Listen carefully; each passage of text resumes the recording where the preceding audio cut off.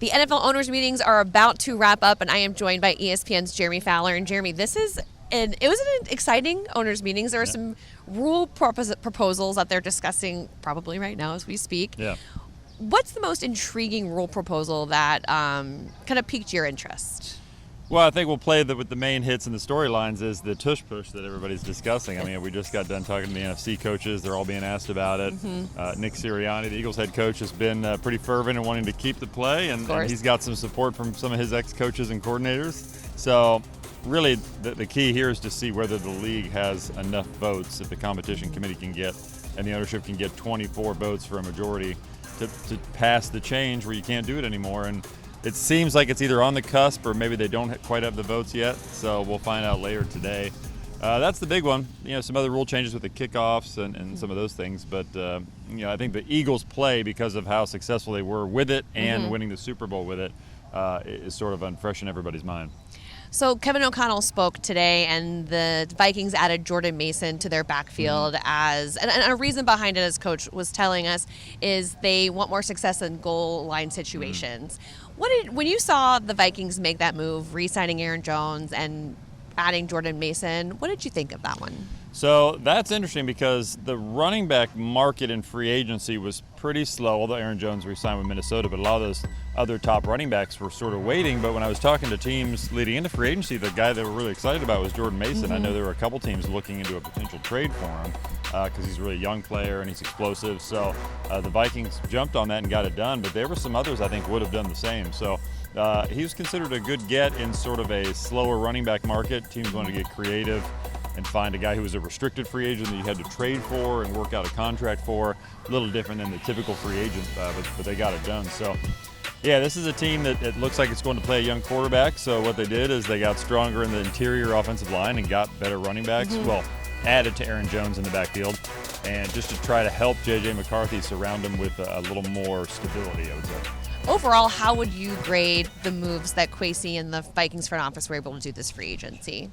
It's solid. I mean, it's one of those things where if a team's spending a lot in free agency, the traditional thinking is that could be worrisome because you're just trying to fill gaps by throwing money at something. But I think in this case, you already have an established team, you have a young quarterback that you have to protect, and you were low on draft picks this year. So the Vikings had to spend, and so they were aggressive. The Jonathan Allen signing, I think, is underrated and a huge deal. He's only 30 years old, as a Pro Bowl defensive tackle. To get really a premier guy inside, Will Fries, the offensive guard, was, he had the injury he was dealing with, but his play on the field was really good, so he was one of the top guards. He was going to get paid a high number. Minnesota knew that, and so they just got it to the finish line and got it done. I mean, they were aggressive, and I think they knew going into it that they had to have a really good first 3 days of free agency to set the tone, and everything else they can handle later. But just with the lack of draft picks, they probably needed to address like 4 or 5 positional needs to get key starters, and they did what they planned to do. So it's definitely a solid free agency for them. From your point of view, what is the national perception of the Vikings as an organization? Because we've been hearing a lot here about how it's becoming a destination for players. They're winning these battles to get free agents that have multiple options. Why do you think it's working so well in Minnesota's favor? Well, I think you have now proof of concept with 2 seasons of 13 or more wins in 3 years under Kevin O'Connell and Kwesi, the GM. And so, that's something where you can sell to new players that, we know how to do it. We've done it more than once. They still need the playoff success, but it's considered a team on the rise, I would say. Kevin O'Connell's he's known for being good from the human interest standpoint with players. He relates to them, he has empathy, he's good with quarterbacks, as we know. So all those things are selling points. You need that, somebody to sort of build around when you're creating a roster. So they have that in the head coach. It doesn't hurt when you have Jefferson, some of those star-type players, Christian Darrisaw.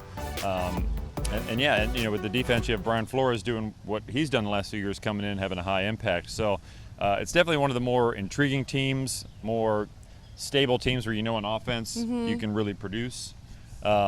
So So I think that's part of the selling point why they've been able to get some of the players they did. Yeah. So I looked at my phone and realized it's April 1st. I was like, wow, the draft is 4 weeks away. Where do you think the Vikings need to target? What position group or anything like that when they're on the clock this draft? Ooh, so I would say, I could see maybe one more defensive back. They lost Cam Bynum. I think that was a big loss for them. He was a key guy. And they've sort of backfilled there and re-signed Harrison Smith to a new deal, but getting up there in age, so great player. But they really need to backfill with maybe one more defensive back I could see. Yeah. Let's see, what else? I could see them adding like a third tight end later in the draft. I mean, they really don't have a ton of needs because, they had 2 lineman spots they had to fill offensively, and they did that. Set up pretty well. I think it's more, they can probably take some swings on some sort of exotic players that maybe don't necessarily fill a need, but could help them down the line. I think they're in a position to do that. Yeah, we hear that term, best player available during this time of year, right? No doubt. Well, thank you so much, Jeremy. Appreciate your time. Yeah, thanks for having me.